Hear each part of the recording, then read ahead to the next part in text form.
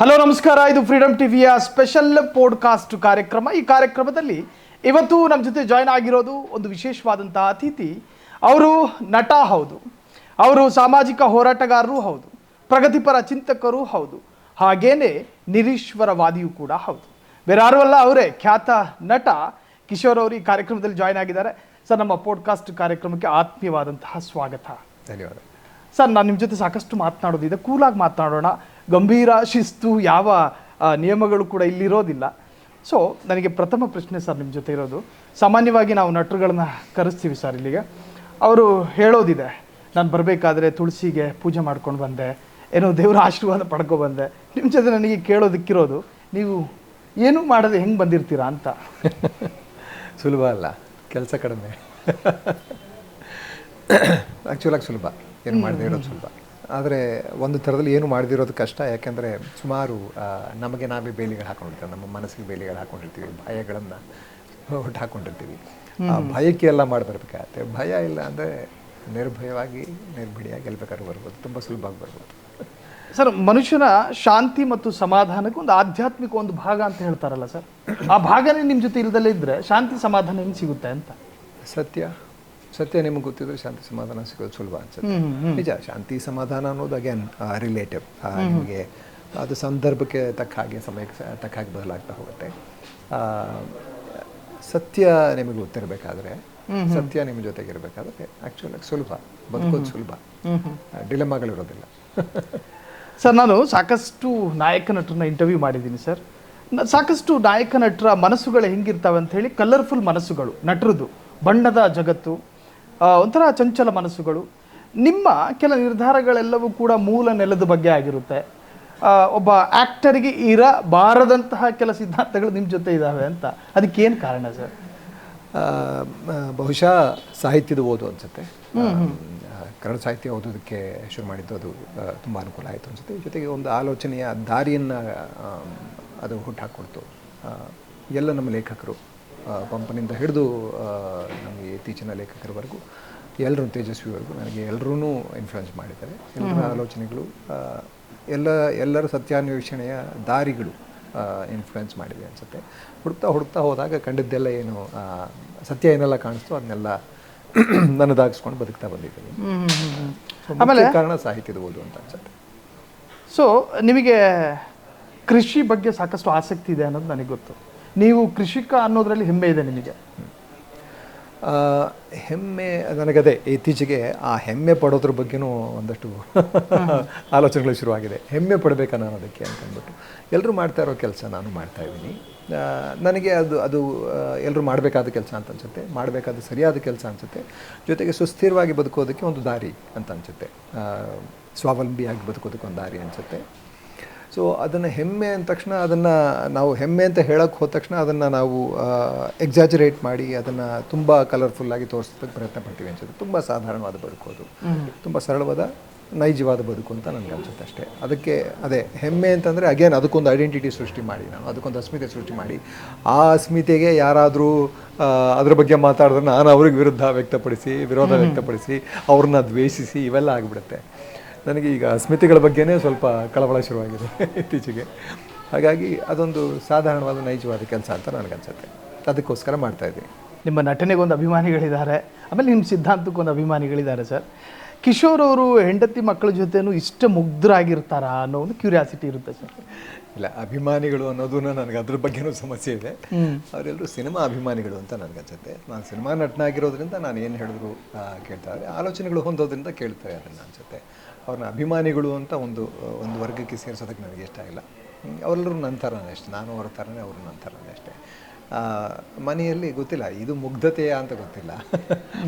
ಮುಗ್ಧವಾಗಿರೋದು ಮಕ್ಳಿಗೆ ಬಿಟ್ಟರೆ, ಇಲ್ಲ ತೀರಾ ವಯಸ್ಸಾದವ್ರಿಗೆ, ಇಲ್ಲ ನಮಗೆ ನಮ್ಮ ಮನಸ್ಸಲ್ಲಿರೋದೆಲ್ಲ ಮರೆತು ಹೋದರೆ ಮಾತ್ರ ಸಾಧ್ಯ ಅನಿಸುತ್ತೆ. ಇಲ್ಲದಿದ್ದರೆ ಮುಗ್ಧತೆನ ಕಾಪಾಡ್ಕೊಳ್ಳೋದು ಭಾರಿ ಕಷ್ಟ ಈ ಜಗತ್ತಿನಲ್ಲಿ. ಸೊ ನಾನು ಮುಗ್ಧ ಏನಲ್ಲ, ಈಗ ಹೆಂಗಿದ್ರು ಹಾಗೆ ಸಾಧಾರಣವಾಗಿ, ಸರಳವಾಗಿ, ನಾರ್ಮಲ್ ಆಗಿ, ಅಂದರೆ ನಾರ್ಮಲ್ ಸಹಜವಾಗಿರೋದು ಅಂತ. ಸಹಜವಾಗಿರುವಾಗ ಅಲ್ಲಿ ಸಹಜವಾಗಿ ನೀವು ಯಾವುದೇ ಭಾವನೆಗಳಿಗೂ ಸ್ಪಂದಿಸಬೇಕಾಗತ್ತಲ್ಲ. ಕೋಪ ಬಂದರೆ ಕೋಪನ ಮಾಡ್ಕೋಬೇಕಾಗತ್ತೆ, ಪ್ರೀತಿ ತೋರಿಸ್ಬೇಕಾದ್ರೆ ಪ್ರೀತಿನ ತೋರಿಸ್ಬೇಕಾಗತ್ತೆ. ಸಹಜವಾಗಿರೋದು ಮುಖ್ಯ ಅಂತ ನನಗನ್ಸುತ್ತೆ. ಹಾಗೇ ಇದ್ದೀನಿ ಎಲ್ಲರೂ. ಇನ್ನು ಕಿಶೋರು ಕಮ್ಮಿ ಮಾತಾಡಿದ್ದಿದ್ದರೆ ಚಂದನವನದಲ್ಲಿ ಇವತ್ತು ಬ್ಯುಸಿ ಆಗಿರ್ತಕ್ಕಂಥ, ಈಗಲೂ ಬ್ಯುಸಿನೇ, ಇದಕ್ಕೂ ಹೆಚ್ಚಿನ ಬ್ಯುಸಿ ಇರ್ತಾ ಇದ್ರು ಅಂತ ಹೇಳಿ. ನನಗೇನು ಹಾಗನ್ಸಲ್ಲ. ಜೊತೆಗೆ ನಾನು ಮಾತಾಡೋಕ್ಕೆ ಶುರು ಮಾಡಿದ್ದು ತುಂಬ ತಡವಾಗಿ, ಮಾತು ಕಲ್ತಿದ್ದು ತುಂಬ ಲೇಟು. ಈಗಲಾದ್ರೂ ಮಾತಾಡಬೇಕು ಅಂತ ನನಗೆ ಅನ್ನಿಸ್ತು, ಹಾಗಾಗಿ ಮಾತಾಡ್ತಾ ಇದ್ದೀನಿ. ಜೊತೆಗೆ ಮಾತೋ ಬರವಣಿಗೆ ಏನೋ ತಾನಾಗಿ ಬರಬೇಕು ಅನಿಸುತ್ತೆ. ಅದಕ್ಕೆ ಒಂದು ಸಮಯ ಅಂತ ಇರುತ್ತೆ. ಮೋಸ್ಟ್ ಪ್ರಾಬಬ್ಲಿ ಒಂದು ಪಾತ್ರೆ ತುಂಬದಾಗ ತಾನೇ ಹರಿಯೋಕ್ಕೆ ಶುರು ಆಗುತ್ತೆ. ಸೊ ಒಳಗಡೆ ತಡ್ಕೊಳಕ್ಕಾಗಂತ ತುಂಬ ಅಂದರೆ ನಾನು ತುಂಬಿದ ಮನುಷ್ಯ ಅಂತ ಹೇಳ್ಕೊತಾ ಇಲ್ಲ, ಬಟ್ ಒಳಗಡೆ ತುಂಬ ಹೋಗಿ ಈಚೆಗೆ ಬರೋಕ್ಕೆ ಶುರು ಆಯ್ತಲ್ಲ ಅಷ್ಟೇ ಆಲೋಚನೆಗಳು. ಸೊ ಹಾಗಾಗಿ ಮಾತಾಡೋಕ್ಕೆ ಶುರು ಮಾಡಿದೆ. ನನಗೇನು ಆ ಥರದ ತಾರತಮ್ಯ ಇಲ್ಲಿ ಕಾಣಿಸ್ಲಿಲ್ಲ. ನನ್ನ ಆಲೋಚನೆಗಳು ಬೇರೆವಾಗಿತ್ತು. ನನ್ನ ಸ್ನೇಹಿತರು ಸುಮಾರು ಜನ ಇದ್ದಾರೆ ಬೇರೆ ಥರ ಆಲೋಚನೆ ಮಾಡೋರು. ಸೊ ಆಲೋಚನೆಗಳು ಬೇರೆ ಇರುತ್ತೆ, ವಾಗ್ವಾದ ನಡೆಯುತ್ತೆ, ವಾದ ನಡೆಯುತ್ತೆ. ಅದು ಅಂದರೆ ಹೆಚ್ಚು ಕಡೆ ಹೊಡೆದಾಡೋ ತನಕ ಹೋಗಿಬಿಟ್ಟಿರುತ್ತೆ, ಬಟ್ ಅಲ್ಲಿ ತನಕ ಹೋಗಿಬಿಡೋದಿಲ್ಲ. ಅದಾದಮೇಲೆ ನಮ್ಮ ಸಂಬಂಧಗಳು ಹಾಗೆ ಇದ್ದೀವಿ. ಬಟ್ ಮುಖ್ಯವಾಗಿ ಹಾಗೆ ಇದೆ ಅಂತಲೂ ಹೇಳೋಕ್ಕಾಗಲ್ಲ. ಯಾಕೆಂದರೆ ಇದು ತೀರಾ ಮಾನವೀಯ ಮೌಲ್ಯಗಳ ಬಗ್ಗೆ ಆದ ಆತಂಕ, ಚರ್ಚೆ ಎಲ್ಲವೂ ಸಹ ಅದು ಈಗ ಅದು ಇನ್ನೂ ಪ್ರಸ್ತುತ ಆಗೋಗಿದೆ. ಸೊ ಹೀಗಿರುವಾಗ ಸಂಬಂಧಗಳು ಅಫೆಕ್ಟ್ ಆಗ್ತವೆ ನಿಜ. ಆದರೂ ಮಾತಾಡಲೇಬೇಕಾದಂಥ ಅನಿವಾರ್ಯತೆ ನನಗಿದೆ. ಸೊ ನನಗೆ ಗೊತ್ತಿರೋಷ್ಟು ನನಗೆ ಸರಿ ಅನಿಸಿದ್ದೇನೆ ಈಗ ಮಾತಾಡಲೇಬೇಕು ಅನ್ನೋ ಒತ್ತಡದಲ್ಲಿ ನಾನು ಮಾತಾಡ್ತಾ ಇದ್ದೀನಿ ಅಷ್ಟೇ. ಆ್ಯಂಡ್ ಈ ಹಳ್ಳಿ ಅನುಭವವನ್ನು ಪರಿಪೂರ್ಣವಾಗಿ ಅನುಭವಿಸೋ ಒಬ್ಬೊಬ್ಬ ಆ್ಯಕ್ಟ್ರ್ ಇದ್ದರೆ ಅದು ನೀವು ಅನಿಸುತ್ತೆ ಸರ್. ಆ ಹಳ್ಳಿ ಮನೇಲಿ ಇರ್ತೀರಿ, ತೋಟದ ವಾತಾವರಣವನ್ನೆಲ್ಲವನ್ನು ಕೂಡ ಅನುಭವಿಸ್ತಾ ಇರ್ತೀವಿ ಸದಾಕಾಲ. ಹೆಂಗೆ ಅನಿಸುತ್ತೆ ಸರ್ ಆ ಲೈಫು? ತುಂಬ ಖುಷಿ ಇದೆ, ತುಂಬ ಖುಷಿ ಇದೆ ಅಂತ ಹೇಳಿದ್ರೆ ಸಾಕನ್ಸುತ್ತೆ. ಅದೇ ಒಂದು ಪರಿಪೂರ್ಣ ಪದ ಅಂತ ಅಂತ ಅನ್ಸುತ್ತೆ ನನಗೆ. ಯಾಕಂದರೆ ಸಂತೋಷವಾಗಿರುತ್ತಾನೆ ನಮ್ಮ ಉದ್ದೇಶ, ಜೀವನದ ಉದ್ದೇಶ. ಹಾಗಾಗಿ ಕೃಷಿಯಲ್ಲಿ ನಿಮಗೆ ಎಲ್ಲವೂ ಸಿಗುತ್ತೆ, ಎಲ್ಲ ಥರದ ಭಾವನೆಗಳು, ಎಲ್ಲ ಥರದ ತೃಪ್ತಿ ಸಿಗುತ್ತೆ ಅಂತ ನನಗೆ. ಯಾಕಂದರೆ ಪ್ರಕೃತಿಯ ಜೊತೆ ಸಹಜವಾಗಿ ಬದುಕುವಂಥ ಒಂದು ಕ್ರಿಯೆ ಕೃಷಿ. ಅದು ಕೃಷಿ ಅಂದರೆ ನೀವು ನೈಸರ್ಗಿಕ ಕೃಷಿ ಮಾಡಿದ್ರೆ, ಅದರಲ್ಲೂ ನಾವು ಬಂಡವಾಳ ಹಾಕ್ತಾಯಿದ್ದೀವಿ, ಅದರಿಂದ ಉತ್ಪಾದನೆ ತೊಗೊಳ್ಬೇಕು, ಇಷ್ಟೇ ತೊಗೊಳ್ಬೇಕು, ಅಷ್ಟೇ ತೊಗೊಳ್ಬೇಕು, ದುಡ್ಡಿನ ಲೆಕ್ಕಾಚಾರದಲ್ಲಿ ಅದನ್ನು ಅಳಿಬೇಕು ಅಂತೆಲ್ಲ ಹೋದ್ರೆ ಕಷ್ಟವೇ. ಆದರೆ ಅದೇನೂ ಇಲ್ಲದೆ ಪ್ರಕೃತಿಯ ಜೊತೆಗೆ ಪ್ರಕೃತಿಯನ್ನು ಅರ್ಥ ಮಾಡಿಕೊಂಡು ಅದಕ್ಕೆ ಬೇಕಾದ ರೀತಿ ನಾವು ಬದುಕೋಕ್ಕೆ ಸಾಧ್ಯ ಆದರೆ ನಿಜವಾಗ್ಲೂ ನಿಜವಾದ ತೃಪ್ತಿ, ಸಂತೋಷ ಅಲ್ಲಿ ಸಿಗುತ್ತೆ. ಎಲ್ಲರಿಗೂ ವಿರೋಧತೆಗಳಿತ್ತು, ಆದರೆ ಕಿಶೋರ್ ಅವರಲ್ಲಿ ಆ ವಿರೋಧತೆ ಕಾಣಿಸಿಕೊಂಡಿಲ್ಲ. ನನಗೆ ಆಶ್ಚರ್ಯ ಅನಿಸ್ಬಿಡ್ತು ಸರ್, ಒಬ್ಬ ಪತ್ರಕರ್ತನಾಗಿ. ಒಂಥರ ಅದು ನಾಡದ್ರೋಹದ ಕೆಲಸ ಅಲ್ವಾ ಅದು? ಅದೇ ನನ್ನದಾದ ನಂತರ ಪೋಸ್ಟ್ ಹಾಕ್ತಂದು. ಆ್ಯಕ್ಚುಲಾಗಿ ನಾನು ಅವ್ರನ್ನ ವಿರೋಧ ಮಾಡಿಲ್ಲ ಅಂತಲ್ಲ, ಅಥವಾ ಅವ್ರನ್ನ ಸಮರ್ಥಿಸ್ಕೊಂಡೆ ಅಂತ ಕೂಡ ಅಲ್ಲ. ಅವ್ರ ಮಾತಿನ ಬಗ್ಗೆ ನಾನು ಏನೂ ಹೇಳಲಿಲ್ಲ. ನನಗನ್ಸಿದ್ದು, ನನಗೆ ತುಂಬ ನೋವಾಗಿದ್ದೇನೆಂದರೆ ಇಲ್ಲಿ ಶಿವಣ್ಣ ಅವ್ರ ಬಗ್ಗೆ ಜನ ಮಾತಾಡೋಲ್ಲ. ಅದು ನನಗೆ ಜನ ಅಂದರೆ ಕೆಲವರು ಜೊತೆಗೆ ಸುಮಾರು ಅಜೆಂಡಾಗಳು ಅದರಲ್ಲಿ ಕಾಣಿಸ್ತಾ ಇದೆ. ಯಾಕಂದರೆ ಶಿವಣ್ಣ ಅಂದರೆ ಗೀತಾ ಮ್ಯಾಮ್ ಕಾಂಗ್ರೆಸ್ನಿಂದ ಸ್ಪರ್ಧಿಸಿದ್ರು ಅನ್ನೋ ಕಾರಣಕ್ಕೆ ಅದು BJPಯ ಟ್ರೋಲರ್ಗಳು ಅವ್ರದ್ದೇ ಇರುತ್ತಾನೆ, ಟ್ರೋಲ್ ಆರ್ಮಿ, ತುಂಬ powerful troll army, paid troll army. ಅವ್ರು ಮಾಡಿದ್ದು, ಅವರ ಮಾತುಗಳು ನನಗೆ ತುಂಬ ನೋವಾಯಿತು. ಯಾಕಂದರೆ ನಾನು ಸಹಜವಾಗಿ ಅದನ್ನು ಅವರ ಜಾಗದಲ್ಲಿ ನಿಂತು ನೋಡೋಕ್ಕೆ ಪ್ರಯತ್ನ ಪಟ್ಟೆ. ಒಬ್ಬ ನಟ, ನನಗಿಂತ ಒಬ್ಬ ಸೀನಿಯರ್ ನಟ ಒಂದು ಸ್ಟೇಜಲ್ಲಿ ನಿಂತ್ಕೊಂಡು ಮಾತಾಡ್ತಾ ಇದ್ದಾರೆ. ನಾನು ನಾವೆಲ್ಲರೂ ಗೌರವಿಸಿದಂಥ ನಟ. ಆ ನಟ ಯಾರು ಅಂತಂದರೆ ನಮ್ಮ ಕನ್ನಡ ನಾಡಲ್ಲಿ ಬಂತು, ಕನ್ನಡ ನಾಡಿನ ಕನ್ನಡ ಭಾಷೆಯ ಬಗ್ಗೆ ಹಾಡಿದಂಥ ನಟ. ಯಾವ ಹಾಡು ಹಾಡಿದ್ದವರು? ಕನ್ನಡ ನಾಡಿನಲ್ಲಿ ಕನ್ನಡ ಮಾತಾಡು, ನಿನ್ನ ಮನೆಯಲ್ಲಿ ನಮ್ಮ ಭಾಷೆ ಮಾತಾಡು, ಮುಂದೆ ಬನ್ನಿ, ಇನ್ನೂ ಮುಂದೆ ಬನ್ನಿ. ಎಷ್ಟು ಪಾಪ್ಯುಲರ್ ಅದು. ನಾವೆಲ್ಲರೂ ಅದನ್ನು ಒಂದು ವೇದವಾಕ್ಯ ಥರನೇ ಟ್ರೀಟ್ ಮಾಡ್ತೀವಿ. ಕನ್ನಡದ ಭಾಷೆ ಬಗ್ಗೆ ಹೆಂಗೆ ಅಂದರೆ ಒಂದು ನಾಡಿನಲ್ಲಿ ಯಾವ ಭಾಷೆ ಮಾತಾಡಬೇಕು ಅಂತಂದರೆ ನೋಡಿ ಅದರಲ್ಲಿದೆ. ಎಷ್ಟು ನೀಟಾಗಿ, ಎಷ್ಟು ಸರಳವಾಗಿ ಹೇಳಿದ್ದಾರೆ. ಒಂದು ಜಾಗದಲ್ಲಿ, ಯಾವುದೇ ಜಾಗಕ್ಕೆ ಹೋಗಿ, ಕನ್ನಡ ನಾಡು ಮಾತ್ರ ಅಂತಲ್ಲ, ನೀವು ತಮಿಳ್ನಾಡಿಗೆ ಹೋಗ್ತಿರೋ, ತೆಲುಗುಗೆ ಹೋಗ್ತಿರೋ, ಕೇರಳಕ್ಕೆ ಹೋಗ್ತಿರೋ, ಎಲ್ಲ ಅವರ ಭಾಷೆಗೆ ಬೆಲೆ ಕೊಡಿ ಅಂತಷ್ಟೇ, ಅವರ ಸಂಸ್ಕೃತಿಗೆ ಬೆಲೆ ಕೊಡಿ ಅನ್ನೋದೊಂದಷ್ಟು ನಾನು ಹೇಳೋದು. ಈ ಥರದ ಹಾಡನ್ನು ಹಾಡಿದಂಥ, ಅಂದರೆ ನಿಜ ಲಿರಿಕ್ಸ್ ಯಾರೋ ಬರೆದಿರ್ತಾರೆ, ಬಟ್ ಸ್ಟಿಲ್ ಹಾಡುವಾಗ ಆ ನಟನ ನಂಬಿಕೆಗಳು ಅದರಲ್ಲಿರ್ತವೆ. ಜೊತೆಗೆ ನಾನು ಕಮಲ್ ಹಾಸನ್ ಸುಮಾರು ದಿವಸದಿಂದ ಫಾಲೋ ಮಾಡ್ಕೊಂಡ್ಬಂದಿದ್ದೆ. ಸುಮಾರು ಜನ ಹೇಳಿದ್ರು, ಅವರು ನಿಮ್ಗೆ ಪರಿಚಯ ಅಲ್ವಾ? ನಾನು ಪರಿಚಯ ಇಲ್ಲ. ಒಂದು ಸಿನಿಮಾದಲ್ಲಿ ಆ್ಯಕ್ಟ್ ಮಾಡಿದೆ ಅಷ್ಟೇ. ನಾನೊಬ್ಬ ಪುಟ್ಟ ಆ್ಯಕ್ಟರ್ ಅಷ್ಟೇ. ಎಲ್ಲ ತುಂಬ ದೊಡ್ಡ ದಿಗ್ಗಜರು ಅವರೆಲ್ಲ. ಸೊ ಅವ್ರನ್ನ ಫಾಲೋ ಮಾಡ್ಕೊಂಡು ಅವ್ರ ಸಿನಿಮಾಗಳನ್ನ ನೋಡ್ಕೊಂಬಂದಿದ್ದೀವಿ, ಅವ್ರ ಸಿದ್ಧಾಂತಗಳನ್ನ ಕೇಳಿದ್ದೀವಿ, ನೋಡಿದ್ದೀವಿ. ನನಗೆ ಗೊತ್ತಿರುವಾಗ ತುಂಬ ಸಂವಿಧಾನಿಕವಾಗಿ ಮಾತಾಡುವಂಥ, ಬದುಕಿದಂಥ ಒಬ್ಬ ಮನುಷ್ಯ. ಅವರ ಇವತ್ತಿನ ನಿಲುವುಗಳು, ಯಾವತ್ತಿನ ನಿಲುವುಗಳು ತೀರ ಸಂವಿಧಾನಿಕವಾಗಿ, ತೀರಾ ಮನುಜ ಪ್ರೀತಿಯಿಂದ ಕೂಡಿದಂಥ ನಿರ್ಧಾರಗಳನ್ನ ನೋಡಿತ್ತು. ಇಲ್ಲಿ ನಿಜ, ಅದರಲ್ಲಿ ತರ್ಕವೋ ಅಥವಾ ಆಧಾರವೋ ಅದಕ್ಕಿಲ್ಲ. ನಮಗೂ ಗೊತ್ತು, ಎಲ್ರಿಗೂ ಗೊತ್ತು. ಯಾಕೆಂದರೆ ಆ ಭಾಷೆಗೆ ತಮಿಳು, ಕನ್ನಡ ಒಂದೇ ಮೂಲದಿಂದ ಬಂದಿರ್ಬೋದು, ಆದರೆ ಅದರಿಂದ ಇದು ಬಂದಿಲ್ಲ ಅಂತ ನಾವು ಆಧಾರಗಳ ಮೂಲಕ ನಮಗೆ ಗೊತ್ತು. ಆ ಥರದ ಮಾತು ಒಂದು ಸ್ಟೇಜ್ನಲ್ಲಿ ಬಂದಾಗ ಎದುರುಗಡೆ ಕೂತಿರೋ ನಾನು ಆ ವ್ಯಕ್ತಿನ ಗೌರವದಿಂದ ಕಾಣ್ತೀನಿ. ಈ ಥರದ್ದೆಲ್ಲ ಇರುವಾಗ ನನಗಿಂತ ಸೀನಿಯರ್ ನಟ, ಹಿರಿಯ ನಟ ಅಲ್ಲಿ ನಿಂತ್ಕೊಂಡು ಮಾತಾಡ್ತಾರೆ, ನನಗಿಂತ ವಯಸ್ಸಿನಲ್ಲಿ ಹಿರಿಯರು ಅವ್ರನ್ನ ಹೇಗೆ ನಾವು ಟ್ರೀಟ್ ಮಾಡ್ಲಿಕ್ಕೆ ಸಾಧ್ಯ, ಅಥವಾ ಅವ್ರನ್ನ ಹೇಗೆ ಖಂಡಿಸ್ಲಿಕ್ಕೆ ಸಾಧ್ಯವೇ ಇಲ್ಲ. ಸೊ ಹಿರಿಯರನ್ನು ಖಂಡಿಸದೆ, ಹಿರಿಯರು ತಪ್ಪು ಮಾಡಿದಾಗಲೂ ಅದನ್ನು ಎಲ್ಲರ ಮುಂದೆನೂ ಎತ್ತಿ ತೋರಿಸೋದಕ್ಕೆ ತೋರಿಸಿ ಇವರು ಹೀರೋ ಆಗ್ಬಿಡ್ಬೋದಾಗಿತ್ತು. ಕನ್ನಡದಲ್ಲಿ ಇನ್ನೂ ಮಾರ್ಕೆಟ್ ದೊಡ್ಡದಾಗಿ ಇದಾಗ್ಬೋದಾಗಿತ್ತು. ಇವರೆಲ್ಲ ಇವತ್ತು ಯಾರ್ಯಾರು ಅವ್ರ ಬಗ್ಗೆ ಕೆಟ್ಟದಾಗ ಮಾತಾಡಿದ್ರು ಅವರೆಲ್ಲರೂ ಹೋ ಅಂತ ಮಾತಾಡ್ಬಿಟ್ಟಿರೋರು.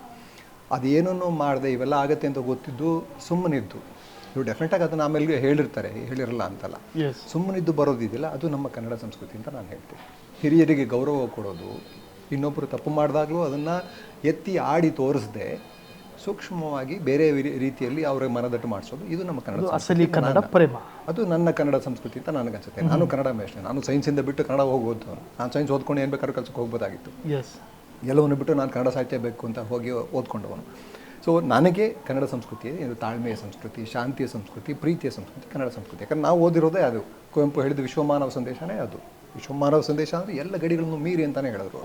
ಅನಿಕೇತನ ಆಗು, ನೀನು ನಿನ್ನ ಚೇತನವನ್ನು ಅನಿಕೇತನ ಮಾಡುವಂಥ, ಅದಕ್ಕಿಂತ ಬೇಕಾ ನಿರ್ದಿಗಂತ ಆಗುವಂದರು. ದಿಗಂತಗಳು ಎಂಡ್ಗಳನ್ನ ಏನು ಇಟ್ಕೋಬೇಡಿ, ಎಲ್ಲವನ್ನು ಮೀರ್ತಾ ಹೋಗಿ ಎಲ್ಲ ಲಿಮಿಟ್ಗಳನ್ನು, ಭಾಷೆ, ದೇಶ, ಧರ್ಮ, ಜಾತಿ ಇವುಗಳಲ್ಲಿ ಸಿಕ್ಕಾಕ್ಸಿ ನಮ್ಮನ್ನು ಅದರ ಪ್ರಯೋಜನ ಪಡ್ಕೊಳ್ಳೋ ಜನಗಳು ಸುಮಾರು ಜನ ಇದ್ದಾರೆ. ಸೊ ಅಂಥವರು ಇಂಥವನ್ನೆಲ್ಲ ಮಾಡಿಸಿದ್ರು. ಅದರಲ್ಲಿ ಇದನ್ನೇ ಪಾಸಿಟಿವ್ ಆಗಿ ನೋಡ್ಬೋದಾಗಿತ್ತಲ್ಲ. ನಿಜ ಅವ್ರು ಹೇಳಿದಲ್ಲಿ ತಪ್ಪಿದ್ದರೆ ಸರಿ, ಆಮೇಲೆ ಹೇಳೋಣ, ಮುಗಿದೋಯ್ತು ಅದು. ಈಗ ಅದಕ್ಕೋಸ್ಕರ ಒಂದು ಸಿನಿಮಾವನ್ನು ಟಾರ್ಗೆಟ್ ಮಾಡ್ತಾರಲ್ಲ, ಸಿನಿಮಾಯಿಂದ ಎಷ್ಟು ಜನರ ಜೀವನೋಪಾಯ ಇದೆ, ಅವರೆಲ್ಲರೂ ಅನುಭವಿಸ್ಬೇಕಾ? ಯಾರೋ ಒಬ್ಬರು ಮಾಡಿದ ತಪ್ಪಿಗೆ ಎಲ್ಲರೂ ಅನುಭವಿಸ್ಬೇಕಾ? ಜೊತೆಗೆ ಆ ಮನುಷ್ಯ ಇನ್ನೊಂದು ಕಡೆ ಹೇಳಿದ್ರು, ನಾನು ಅದನ್ನ ಕೇಳಿದೆ, ಗೊತ್ತಿಲ್ಲ ವಯಸ್ಸಾಗ್ತಾ ಆಗ್ತಾ ಒಗಟುಗಳಲ್ಲಿ ಮಾತಾಡ್ತಾರೆ ಅನ್ಸುತ್ತೆ, ತುಂಬ ತಿಳ್ಕೊಂಡವರು, ಅದೊಂದು ಸಮಸ್ಯೆ ಆಗುತ್ತೆ ಅನ್ಸುತ್ತೆ, ಜನಗಳಿಗೆ ಅರ್ಥ ಆಗಲ್ಲ, ಅವ್ರು ಅರ್ಥ ಮಾಡಿಸೋದಕ್ಕೆ ಹೋಗೋದಿಲ್ಲ. ಅವ್ರು ಹೇಳಿದ್ರಲ್ಲ ಅಂತ ನಾನು ಕ್ಷಮೆ ಕೇಳಲ್ಲ, ಯಾಕಂದರೆ ನಾನು ಪ್ರೀತಿಯಿಂದ ಹೇಳಿದೆ, ಅನ್ಬು ಮನಿಪ್ಪು ಕೇಕಾದೆ ಅಂತ ಅವ್ರು ಹೇಳಿದ್ರು ಒಂದು ಕಡೆ. ಅಂದರೆ ಪ್ರೀತಿ ಕ್ಷಮೆ ಕೇಳೋಲ್ಲ ಅಂತ ನಾನು ಅರ್ಥ ಮಾಡ್ಕೊಂಡಿದ್ದು ಹೆಂಗೆ ಅಂತಂದರೆ, ಅದಕ್ಕೂ ವಿರೋಧ ಬರ್ಬೋದು, ಬಟ್ ನಾನು ಅರ್ಥ ಮಾಡ್ಕೊಂಡು ಈಗ ಅವರು ಪ್ರೀತಿಯಿಂದ ಏನಕ್ಕೆ ಅವ್ರು ಹೇಳಿದ್ರು, ಶಿವಣ್ಣ ಎದುರುಗಡೆ ಕೂತಿದ್ರು, ನೀವು ಎಲ್ಲ ಒಂದೇ ಅಂತ ಹೇಳೋದಕ್ಕೆ ಅವ್ರು ಹೇಳಿರ್ಬೋದು ಆ ಥರ. ಸೊ ಅವರು ಅದನ್ನು ಹೇಳಿರ್ಬೋದಾಗಿತ್ತು. ಇಲ್ಲ ಇಬ್ಬರು ಅಕ್ಕ ತಂಗಿ ಭಾಷೆಗಳು, ಯಾರ ಅಕ್ಕನೋ ಯಾರ ತಂಗಿನೋ, ಒಟ್ಟಿನಲ್ಲಿ ನಾವಿಬ್ಬರು ಸಿಸ್ಟರ್ ಭಾಷೆಗಳು ಒಟ್ಟಿಗೆ ಓಡಾಡ್ದವರು, ಏನು ಬೇಕಾದ್ರೂ ಹೇಳ್ಬೋದಾಗಿತ್ತು. ಬಟ್ ನನಗೆ ಗೊತ್ತಿರೋ ಹಾಗೆ ನಾವು ಪ್ರೋ ದ್ರಾವಿಡಿಯನ್ ಲ್ಯಾಂಗ್ವೇಜಸ್ ಅಂತ ಏನು ಹೇಳ್ತೀವಿ, ಆ ಪ್ರೋ ದ್ರಾವಿಡಿಯನ್ ಲ್ಯಾಂಗ್ವೇಜು ಅಲ್ಲಿಂದ ನಾವು ಹುಟ್ಟಿದ್ದೀವಿ. ಕನ್ನಡ ತಮಿಳು ಎರಡೂ ಹುಟ್ಟಿದೆ, ಮಲಯಾಳಂ, ತುಳು, ಕೊಂಕಣಿ ಎಲ್ಲವೂ ಹುಟ್ಟಿವೆ ಅಂತ ಹೇಳ್ತೀವಲ್ಲ, ಆ ಪ್ರೋ ದ್ರಾವಿಡಿಯನ್ ಲ್ಯಾಂಗ್ವೇಜು ತಮಿಳಿಗೆ ಹೆಚ್ಚಿಗೆ ಹೋಲಿಕೆ ಇರೋದ್ರಿಂದ ಅದೇ ತಮಿಳು ಅಂತ ಅವ್ರು ನಂಬಿದ್ದಾರೆ. ಸೊ ಅವ್ರ ನಂಬಿಕೆ ನಾವು ಓಕೆ ಆ ಥರ ಇರ್ಬೋದು, ಇಲ್ಲದೆ ಇರ್ಬೋದು, ಅದೆಲ್ಲ ಬೇರೆ ಪ್ರಶ್ನೆ. ಸೊ ಆಧಾರ ನಾವು ಶಾಸನಗಳ ಆಧಾರದ ಮೇಲೆ ಹೇಳ್ತಾ ಇದ್ದೀವಿ. ಇವಾಗ ಅಲ್ಲಿ ಕೀಳಡಿಯಲ್ಲಿ ಒಂದು ಹೊಸ ಇದೇ ಇತ್ತು ಅಂತ ಸೃಷ್ಟಿಯಾಗಿ ಇವಾಗ ಒಂದು ಉತ್ಖನದಿಂದ ಗೊತ್ತಾಗಿದೆ, ಪೂರ್ತಿ ನಗರವೇ ಇತ್ತು ಅಲ್ಲಿ ಅಂತ. ಹರಪ್ಪ ಮೊಹಂಜದಾರೋ ಟೈಮ್ಗೆ ಸಿಂಧೂ ನಾಗರಿಕತೆಯ ಸಮಯದಲ್ಲಿ ಅಲ್ಲೊಂದಿತ್ತು ಅಂತಲ್ಲಿ. ತುಂಬ ಕ್ಯೂರಿಯಾಸಿಟಿ ಸರ್, ನೀವು ಅಲ್ಲೆಲ್ಲ ಹೋಗ್ತಾ ಇದ್ದೀರಾ ಹರಪ್ಪಗೆ, ವೆರಿ ಕ್ಯೂರಿಯಾಸಿಟಿ. ಇಲ್ಲ ಅದೇ ಈಗೇನಂದರೆ, ಈಗ ನಾವು ಅದನ್ನು ಹೇಗೆ ನೋಡ್ತೀವಿ, ಈಗ ನಾವು ಕನ್ನಡ ಸ್ಮಿತಿಯಲ್ಲಿ ನಾವು ನಮ್ಮನ್ನು ನಾವು ಲಿಮಿಟ್ ಮಾಡಿಕೊಂಡಾಗ ನಾವು ಅದನ್ನು ಏನಂತ ನೋಡಬೇಕು. ಸೊ ಅದನ್ನು ಇದು ಈಗ ಉತ್ತರ ಭಾರತ ದಕ್ಷಿಣ ಭಾರತದ ಮಧ್ಯದ ಪೈಪೋಟಿಯಾಗಿ ನೋಡಬೇಕಾ, ಅಥವಾ ಕನ್ನಡ ತಮಿಳು ಮಧ್ಯದ ಪೈಪೋಟಿಯಾಗಿ ನೋಡಬೇಕಾ, ಅದನ್ನು ಇಲ್ಲ ಭಾರತೀಯನಾಗಿ ನೋಡಿ ಹೆಮ್ಮೆ ಪಡಬೇಕಾ, ಏನು? ನಾನು ಹೇಳಿದ್ದು ಆವಾಗಲೂ ಹೇಳಿದ್ದಷ್ಟೇ, ನಾವು ಇಷ್ಟೊಂದು ಜ್ಞಾನಪೀಠಗಳನ್ನ ಪಡ್ಕೊಂಡವರು, ನಾವು ಚಿಂತಕರು, ಕನ್ನಡಿಗರು ಚಿಂತಕರು ಅಂತ ಹೆಸರುವಾಸಿಯಾದವರು. ನಾವು ಅಧ್ಯಯನದ ವಿಷಯವಾಗಿ ಇದನ್ನು ಪರಿಗಣಿಸಬೇಕೇ ಹೊರತು, ಓಕೆ ಅವರು ತಪ್ಪಾಗಿ ಹೇಳಿರ್ಬೋದು, ಅದನ್ನು ಅಧ್ಯಯನದ ವಿಷಯ ಅಂತ ಅಂದ್ಕೊಳ್ಳೋಣ, ಅಥವಾ ಇಟ್ಸ್ ಅನ್ ಅಕಾಡೆಮಿಕ್ ಕ್ವೆಶ್ಚನ್ ಅಂತ ಅಂದ್ಕೊಳ್ಳೋಣ, ಅದಕ್ಕೆ ಉತ್ತರ ಕೊಡೋಣ ಸಾಕು. ಅದನ್ನು ಪರ್ಸನಲ್ ಆಗಿ ತೊಗೊಂಡು ಅವರನ್ನು ದ್ವೇಷಿಸುವ ಹಂತಕ್ಕೆ ಏನಕ್ಕೆ ಹೋಗಬೇಕು? ಸೊ ನಾನು ಅಷ್ಟೇ ಹೇಳಿದ್ದೀನಿ. ಇಲ್ಲ ಅವಾಗ ಅದನ್ನೇ ಕಮಲ್ ಹಾಸನ್ ಪರ ಬ್ಯಾಟ್ ಬೀಸಿದೆ ಅಂತೆಲ್ಲ ಅಂದ್ಬಿಟ್ರಿ, ಯಾರು ಪರವಾಗೂ ನಾನು ಮಾತಾಡಲ್ಲ. ನನಗೆ ತುಂಬ ನೋವು ಕೊಟ್ಟಿದ್ದು ಅಂದರೆ ಶಿವಣ್ಣನಂಥ ನಟ, ಅವರು ಕನ್ನಡ ಸಂಸ್ಕೃತಿಯ ರಾಯಭಾರಿ ಅಂತ ನನಗೆ ಅಲ್ಲಿ ಕೂತಿದ್ದಾಗ ಕನ್ನಡ ಸಂಸ್ಕೃತಿಯ ರಾಯಭಾರಿಯಾಗಿ ಕೂತಿದ್ರು. ಅವರ 40 ವರ್ಷದ 4 ದಶಕಗಳ ಶ್ರಮ, ತ್ಯಾಗ, ದುಡಿಮೆ ಕನ್ನಡ ಸಂಸ್ಕೃತಿಗಾಗಿ, ಭಾಷೆಗಾಗಿ. ಕನ್ನಡ ಸಿನಿಮಾ ಭಾಷೆಯ ಒಂದು ಬಹುಮುಖ್ಯ ಅಂಗ. ಭಾಷೆ ಉಳ್ಕೊಳ್ಳೋದಕ್ಕೆ ಸಿನಿಮಾ ಕೂಡ ತುಂಬ ಮುಖ್ಯವಾದದ್ದು. ಸಿನಿಮಾ ಜನಗಳಲ್ಲಿ ಜೀವಂತವಾಗಿಡುತ್ತೆ. ಸಿನಿಮಾದ ಹಾಡುಗಳು, ಸಿನಿಮಾ ಸಾಹಿತ್ಯ, ಸಿನಿಮಾದ ಕಥೆಗಳು, ಇವೆಲ್ಲವೂ ಕನ್ನಡ ಭಾಷೆ ಕಥೆಗಳಿರ್ತಾನೆ. ಸೊ ಆ ಥರದ ದುಡಿಮೆ ಮಾಡಿದ ಒಬ್ಬ ಮನುಷ್ಯನ ನೀವು ಒಂದು ಸೌಜನ್ಯದ ನಡವಳಿಕೆಗೆ ಖಂಡಿಸೋಕೆ ಶುರು ಮಾಡಿದ್ರೆ ನಿಜವಾಗ್ಲೂ ದೊಡ್ಡ ಅನ್ಯಾಯ ಅಂತ ಅನ್ನಿಸ್ತು ನನಗೆ. ಹಾಗಾಗಿ ನಾನು ಮಾತಾಡಿದ್ರೆ ನಾನು ಮಾತಾಡ್ತಾರೆ, ನನ್ನ ಪಡೆಗೆ ಸುಮ್ಮನೆ ಇರ್ತಾ ಇದ್ದೆ. ಯಾಕಂದರೆ ಅವ್ರು ಏನು ಮಾತಾಡಿದ್ರು ನೋಡೇ ಇರಲ್ಲ ನಾನು ಫಸ್ಟ್ ಟೈಮ್ ಮಾತಾಡಿದಾಗ. ನಮ್ಮ ನಾಟಕ ಇತ್ತು, ಮೈಸೂರಿನಲ್ಲಿ ನಿದ್ದೆ ಮಾಡ್ತಾ ಇದ್ದೆ ನಾನು. ನಾಟಕಕ್ಕೆ ಮುಂಚೆ ಒಂದು ಅರ್ಧ ಗಂಟೆ ನಿದ್ದೆ ಮಾಡಕ್ಕೆ ಬಿಡ್ತಾರೆ, ಎನರ್ಜಿ ಇರಲಿ ಅಂತ. ನಿದ್ದೆ ಮಾಡಿದ ತಕ್ಷಣ ಒಂದು ಮೈಕ್ ಹಿಡಿದ್ರು ಮುಖಕ್ಕೆ, ನಾಟಕದ ಬಗ್ಗೆ ಕೇಳ್ತಾರೆ ಅಂದರೆ ಇದ್ರ ಬಗ್ಗೆ ಕೇಳಿದ್ರು. ನಾನು ಅದೇ ಹೇಳಿದೆ ಅವ್ರಿಗೆ, ಫಸ್ಟ್ ಲೈನ್ ನಾನು ಅದೇ ಹೇಳಿದ್ದು, ನಾಟಕದ ಬಗ್ಗೆ ಕೇಳಿದ್ಬಿಟ್ಟು ಇದು ಯಾಕೆ ಕೇಳ್ತಾ ಇದ್ದೀರಾ, ಕಾಂಟ್ರವರ್ಸಿ ವಿಷಯ ಅಂತ. ಬಟ್ ಸ್ಟಿಲ್ ಇಲ್ಲಿ ನನಗೆ ನನ್ನ ಆಲೋಚನೆಗಳಿಗೂ ಜೊತೆಗೆ ನನಗೆ ನನ್ನ ಚಿಂತನೆಗೆ ಹಚ್ಚಿದ್ದು ಅಥವಾ ನನಗೆ ಚಿಂತೆ ಮೂಡಿದ್ದು ಏನಕ್ಕೆ ಅಂದರೆ ಈ ಐಡೆಂಟಿಟಿ, ಅಸ್ಮಿತೆಯ ವಿಷಯವನ್ನು ಬಳಸ್ಕೊಂಡು ಹೇಗೆಲ್ಲ ರಾಜಕೀಯಗಳಾಗುತ್ತೆ ಅದು ನನಗೆ ನೋವಾಯಿತು. ಅದಕ್ಕೋಸ್ಕರ ನಾನು ಮಾತಾಡಿದೆ ಅಷ್ಟೇ. ಎಲ್ಲರೂ ನಮ್ಮ ರಿಯಾಕ್ಷನ್ ನಮ್ಮ ಕೈಲಿದೆ. ಅದಾದ್ಮೇಲೆ ನಾನು ಪೋಸ್ಟು ಬರೆದೆ ಒಂದು ಸ್ವಲ್ಪ ಕ್ಲಿಯರ್ ಆಗಿರಲಿ ಅಂತ ಅಂದ್ಬಿಟ್ಟು. ಈಗ ಅವರ ಆ್ಯಕ್ಷನ್ ನನ್ನ ಕಂಟ್ರೋಲ್ ಇಲ್ಲ. ಅವರು ದೊಡ್ಡ ಮನುಷ್ಯರು ಏನು ಮಾತಾಡೋರು, ನಾನು ಅದನ್ನ ಹೋಗಿ ಹೇಳೋಕ್ಕೂ ಆಗಲ್ಲ. ನೀವು ಹೇಳ್ತಾ ಇರೋ ತಪ್ಪು, ನೀವು ಹೇಳಬಾರ್ದು ಹಿಂಗೆ ಅಂತ ಹಿಂಗೆ ಹೇಳೋಕ್ಕಾಗಲ್ಲ. ದೊಡ್ಡ ಮನುಷ್ಯರು ನಾವು ಜೊತೆಗೆ ನನಗಿಂತ ವಯಸ್ಸಿನಲ್ಲಿ ಹಿರಿಯರು, ನಾನು ಮರ್ಯಾದೆ ಕೊಡಬೇಕಾದಕ್ಕೆ ಕೊಡ್ತೀನಿ. ಆದರೆ ಅದರ ಸತ್ಯಾಸತ್ಯತೆಯ ಬಗ್ಗೆ, ಅದರ ಆಧಾರಗಳ ಬಗ್ಗೆ ನಾವು ಖಂಡಿತ ಚರ್ಚೆ ಮಾಡ್ಬೋದು. ಅವ್ರನ್ನ ಖಂಡಿಸಿನೇ ನಾನು ಚರ್ಚೆ ಮಾಡಬೇಕು ಅಂತಿಲ್ಲ.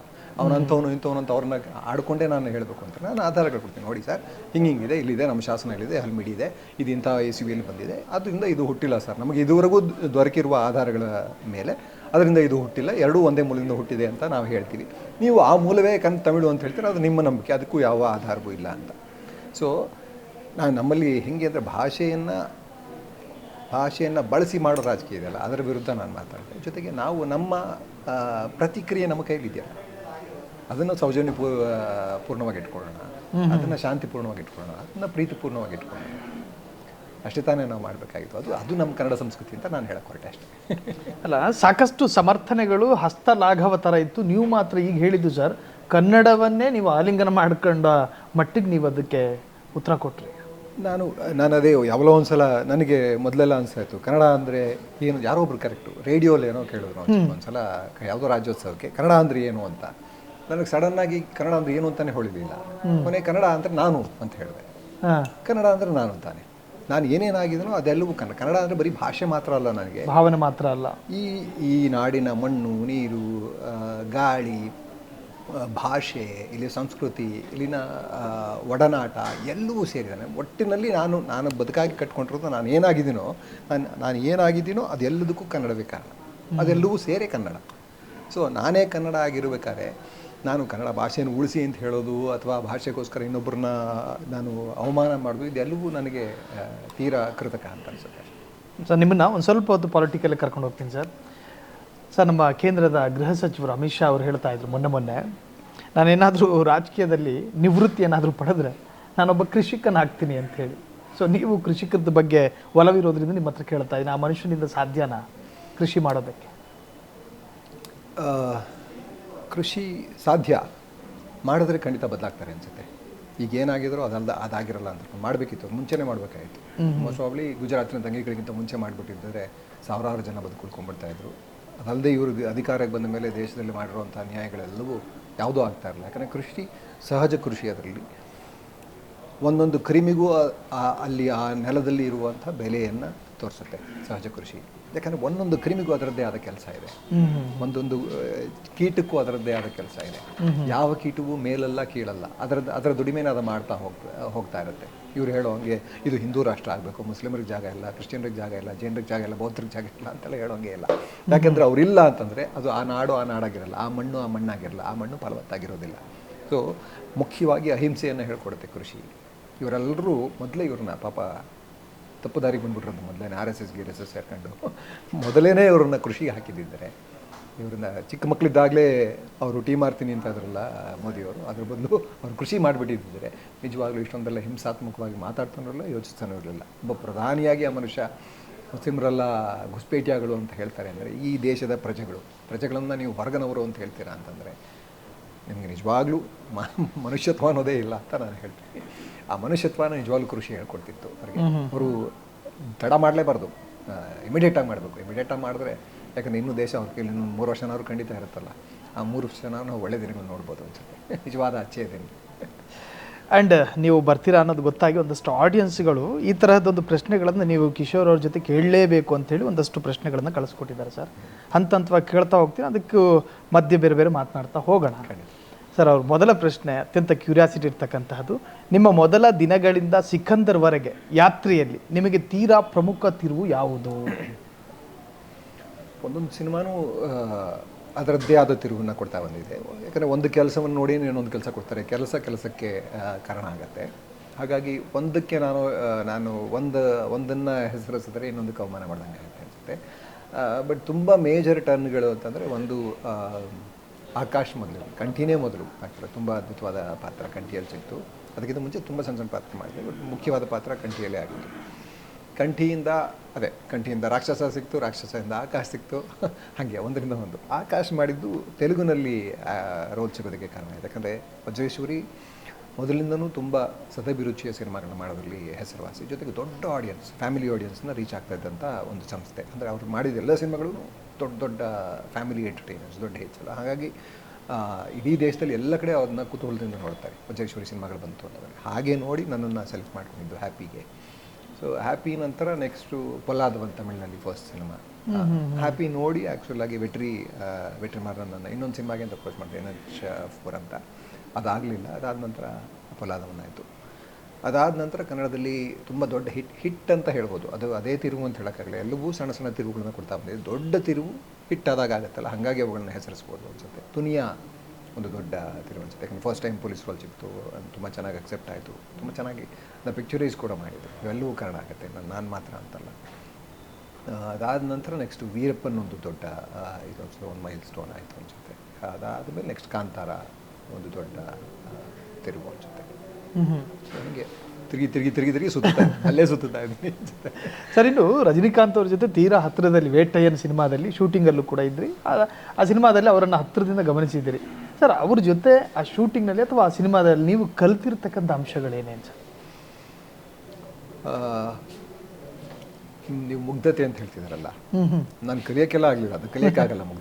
ಮುಗ್ಧತೆನ ನೋಡಿ ಅನುಭವಿಸ್ಬೋದು, ಅದನ್ನ ನೋಡಿ ಅನುಭವಿಸ್ದೆ ನಾನು ನಿಜವಾಗ್ಲೂ. ಯಾಕಂದರೆ ಮಕ್ಕಳಿಗಿರುವಂಥ ಮುಗ್ಧತೆ ನಾನು ಆ ಥರದ್ದು ವಯಸ್ಕರಲ್ಲಿ ನೋಡಿದ್ದು ಅಂದರೆ ರಾಜ್ಕುಮಾರ್ ಅವ್ರಲ್ಲಿ ನೋಡಿದ್ದು. ರಾಜ್ಕುಮಾರ್ ಅವ್ರ ಜೊತೆ ಆ್ಯಕ್ಟ್ ಮಾಡೋಕ್ಕಾಗಲ್ಲ, ಬಟ್ ನಾವು ಇದು ಮಾಡಿದ್ವಲ್ಲ, ಆಕಾಶ್ ಮಾಡ್ತಾ ಅಣ್ಣವರಲ್ಲಿಗೆ ಸೆಟ್ಟಿಗೆ ಬಂದಿದ್ದರು.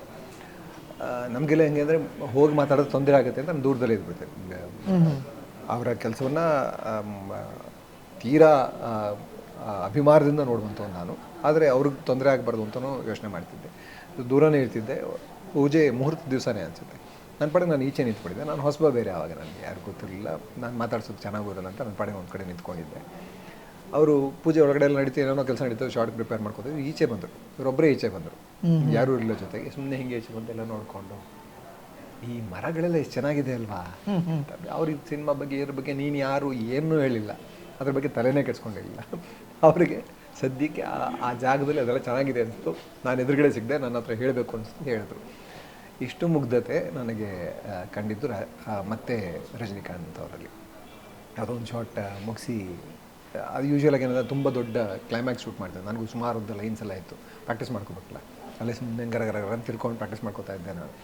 ಇವ್ರದ್ದೊಂದು ಸೋಲೋ ಶಾರ್ಟ್ ಒಂದಿತ್ತು, ಅದಾದಮೇಲೆ ನಮ್ಮದೆಲ್ಲ ಬರೋದಿತ್ತಲ್ಲ. ಸೊ ನಾನು ಪ್ರಿಪೇರ್ ಆಗ್ತಾಯಿದ್ದೆ. ಇವ್ರು ಶಾರ್ಟ್ ಮುಗಿಸ್ಕೊಂಡು ಹೆಂಗೆ ಬರ್ತಾನೆ ಸುತ್ತಾ ಇದ್ದೆ, ಹಿಂಗೆ ಎದುರುಗಡೆ ಸಿಕ್ಬಿಟ್ರು.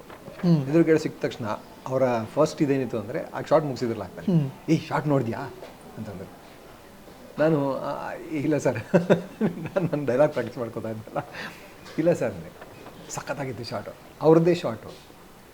ನಮಗೆ ನಾವು ಈ ಸೌಜನ್ಯಕ್ಕೆ ಮುಜುಗರಕ್ಕೆ ಎಲ್ಲ ಸಿಗಾಕೊಂಡು ನಾವು ನಮ್ಮ ಕೆಲಸದ ಬಗ್ಗೆ ಅಷ್ಟೊಂದು ಈಗ ಥರ್ಡ್ ಪಾರ್ಟಿ ಪ್ರಶ್ನೆ, ಒಂದು ಮಗು ಥರ ನನ್ನ ಕೆಲಸನ ಚೆನ್ನಾಗಿತ್ತಾ ಇಲ್ವಾ ಅಂತ ನೋಡೋಕ್ಕೆ ಹೋಗಲ್ಲ. ನಮ್ಮ ಮುಗ್ಧತೆನೇ ಕಳ್ಕೊಂಡ್ಬಿಟ್ಟಿದ್ದೀವಿ. ಆ ಮುಗ್ಧತೆ ಅವರಲ್ಲಿ ಇದೆ ಅನ್ನೋದು ನನಗೆ ಭಾರಿ ಖುಷಿ ಆಯಿತು. ಸರ್, ಇನ್ನು ನಮ್ಮ ಕನ್ನಡ ಬೇರೆ ಬೇರೆ ಭಾಷೆಗಳ ಸೆಟ್ಗಳನ್ನು ನೀವು ಗಮನಿಸಿರ್ತೀರಿ. ಹಿಂದಿ ಆಗಿರಲಿ, ತಮಿಳ್ ಆಗಿರಲಿ, ಮಲಯಾಳಂ ಆಗಿರಲಿ. ಸೊ ಇದರಲ್ಲಿ ವಾತಾವರಣಗಳು ಹೆಂಗೆ ಭಿನ್ನವಾಗಿರುತ್ತೆ? ತೀರಾ ಭಿನ್ನ ಇರಲ್ಲ. ಸಿನಿಮಾಗಳೆಲ್ಲ ಒಂದೇ ಅಲ್ಲ, ಹೆಚ್ಚು ಕಡಿಮೆ ಒಂದೇ ಥರದ ಹೈಯರಾರ್ಕಿ, ಒಂದೇ ಥರದ ತಾರತಮ್ಯ ಎಲ್ಲವೂ ಇರುತ್ತೆ, ಎಲ್ಲ ಕಡೆನೂ ಅದೇ ಇರುತ್ತೆ. ಬಟ್ ಸಣ್ಣ ಸಣ್ಣ ಸೆಟ್ಗಳಲ್ಲಿ ಆ ಥರದ ತಾರತಮ್ಯ ಇರೋದಿಲ್ಲ. ಹಿಂದಿಯಲ್ಲಿ ಒಂದು ಲೆವೆಲ್ಗೆ ಓಕೆ, ಅಂದರೆ ಎಲ್ಲರೂ ಒಟ್ಟಿಗೆ ಕೂರೋದು ತಿನ್ನೋದು ಅವೆಲ್ಲ ಇರುತ್ತಲ್ಲ. ಸೊ ಹಾಗಾಗಿ ಒಂದು ಲೆವೆಲ್ಗೆ ಅಟ್ಲೀಸ್ಟ್ ಊಟದ ಮಟ್ಟದಲ್ಲಿ ತಾರತಮ್ಯ ಎಲ್ಲ ಇರೋದಿಲ್ಲ. ಅವ್ರಿಗೊಂದು ಊಟ ನಮಗೊಂದು ಊಟ ಅಂತೆಲ್ಲ ಜಾಸ್ತಿ ಇರೋದಿಲ್ಲ. ಸೊ ಹಾಗೂ ಕೆಲವರು ಡಯಟ್ ಮಾಡ್ತಾರೆ. ಈಗೆಲ್ಲ ಮುಂಚೆ ಎಲ್ಲ ಡಯಟ್ ಇಲ್ಲ, ಈಗಲೇ ಡಯಟ್ ಮಾಡೋದಂದ್ರೆ ಕೆಲವ್ರು ಮಾತ್ರ ಬೇರೆ ಅವರೇ ತರಿಸ್ಕೊಳ್ತಾರೆ, ಹೊರತು ಮಿಕ್ಕವರೆಲ್ಲ ಒಟ್ಟಿಗೆ ಕೂತು ಊಟ ಮಾಡೋದಿಲ್ಲ. ಇದಿಲ್ಲ, ಅವೆಲ್ಲ ನನಗೆ ಖುಷಿ ಅನಿಸ್ತು ಹಿಂದಿನಲ್ಲಿ. ಇತ್ತೀಚೆಗೆ ಎಲ್ಲ ಕಡೆಗೂ ಅದು ಬರ್ತಾ ಇದೆ, ಬುಫೆ ಸಿಸ್ಟಮ್ ಮಾಡಿಬಿಡ್ತಾರೆ. ಸೊ ಊಟ ಹಾಕಿಸ್ಕೊಂಡು ಹಾಳಾಗೋದು, ವೇಸ್ಟ್ ಆಗೋದು ಅವೆಲ್ಲ ಇರೋದಿಲ್ಲ. ಸೊ ಆ ಥರದಲ್ಲಿ ಬಾಂಬೆ ವಾಸ್ ನೈಸ್. ಅವರ ಹೈಯರಾರ್ಕಿ ಇದ್ದರೂ ಸಹ ಒಬ್ಬರನ್ನೊಬ್ಬರು ಸಂಬೋಧಿಸುವಂಥ ಜಾಗದಲ್ಲಿ ಎಲ್ಲರೂ ಹೆಸರಿಟ್ಟು ಕರೀತಾರೆ. ಅಲ್ಲಿ ಒಂದು ಲೆವೆಲ್ಗೆ ಸಮಾನ ಸಮಾಜ ಸೃಷ್ಟಿ ಆಗೋಗ್ಬಿಟ್ಟಿರುತ್ತೆ. ಯಾಕಂದರೆ ನೀವು ಸರ್ ಅಂತ ಕರೀತಾ ಇದ್ದಂಗೆ ಒಂದು ಸ್ವಲ್ಪ ಮೇಲ್ಗಡೆ ಕೂರ್ಸ್ಕರ್ದಂಗಲ್ಲ ಯಾರನ್ನೋ ಒಬ್ಬರನ್ನ. ಕಿಶೋರ್ ನೀವು ಬನ್ನಿ ಅಂತಂದ್ರೆ ನೀವು ಮರ್ಯಾದೆ ಕೊಡೋದಕ್ಕೆ ನೀವು ಹೋಗಿ ಬನ್ನಿ ಅಂತ ಹೇಳ್ಬಿಟ್ರೆ ಮುಗಿದೋಯ್ತು. ಕಿಶೋರ್ ಅಂತ ಹೆಸರು ಕರೆದು ಬಿಟ್ರೆ ಒಂದು ಲೆವೆಲಿಗೆ ಕೆಲಸ ಮಾಡೋರ್ಗು ನನ್ನನ್ನು ದೂರ ಇಟ್ಟು ನೋಡ್ತಾ ಇದ್ದಾರೆ ಅನ್ನೋದು ನನಗದು ಖುಷಿ. ಬೇರೆಯವ್ರಿಗೆ ಹೆಂಗೋ ಗೊತ್ತಿಲ್ಲ, ಕೆಲವ್ರಿಗೆ ಅದು ಮುಜುಗರ ಕೂಡ ಆಗ್ಬೋದು, ಹಿಂಸೆ ಕೂಡ ಆಗ್ಬೋದು, ಮರ್ಯಾದೆ ಕೊಡ್ತಾ ಇಲ್ಲ ಅಂತೆಲ್ಲ ಅನ್ನಿಸ್ಬೋದು. ನನಗೆ ಆ ಥರ ಮರ್ಯಾದೆ ಕೊಟ್ಟರೆ ದೂರ ನಿಲ್ಲಿಸ್ದಂಗೆ ಅಂತ ನನಗೆ. ಸೊ ಹಾಗಾಗಿ ಮರ್ಯಾದೆ ಕೊಡದೆ ಎಲ್ಲರನ್ನೂ ಸಮಾನವಾಗಿ ಕಾಣೋದಿದೆಯಲ್ಲ, ಅದು ಹಿಂದಿಯಲ್ಲಿ ಹೆಚ್ಚಿಗೆ ಅಂತ ಅನ್ನಿಸ್ತು, ಖುಷಿ ಕೊಡ್ತು. ಅದು ಇಲ್ಲಿಗೂ ಇತ್ತೀಚೆಗೆ ಬರ್ತಾ ಇದೆ, ನಮ್ಮಲ್ಲೂ ಹೊಸ ಪೀಳಿಗೆ ಏನು ಬರ್ತಾ ಇದೆ ಅದು ಈ ಥರ ಕೆಲಸಕ್ಕೆ ಹಾಕೋತಾ ಇಲ್ಲ. ಅಗೇನ್ ಈ ಥರ ಲಿಮಿಟೇಷನ್ಗಳಿಗೆ ನಾವೇ ಮಾಡ್ತೀವಿ ಅದನ್ನು. ಯಾರು ಬಂದು ನಮ್ಗೆ ಕೂತ್ಕೊಳ್ಳೋಕ್ಕಾಗೋದಿಲ್ಲ, ಯಾರು ಸೀನಿಯರ್ ಆ್ಯಕ್ಟರ್ ಮುಂದೆ ದಪ್ಪದಂಗೆ ನಿಂತ್ಕೊಂಡ್ಬಿಡ್ತೀವಿ, ನಮ್ಮ ಕೈಲಿ ಆಗೋದಿಲ್ಲ. ನಾವು ಹಾಗೆ ನಮ್ಮ ಕಂಡೀಷನಿಂಗ್ ಹಂಗಿದ್ದಿದೆ, ಹೊಸ ಜನ್ರೇಷನ್ಗೆ ಹಂಗಿಲ್ಲ, ಅದು ಖುಷಿಯ ವಿಷಯ. ಓಕೆ, ಸ್ವಲ್ಪ ಟೇಸ್ಟಲ್ಲಿ ಬದಲಾವಣೆಗಳು ಇರಬಹುದೇ ಹೊರತಾಗಿ ಉಳಿದಾಗೆಲ್ಲ ಸಮಾನವಾಗಿ ಕೆಲಸ ಒಂದೇ ಥರ ಇದೆ. ಈ ಥರದ ನಡವಳಿಕೆಗಳು ಸ್ವಲ್ಪ ಬದಲಾವಣೆ ಇದೆ ಅಷ್ಟೇ.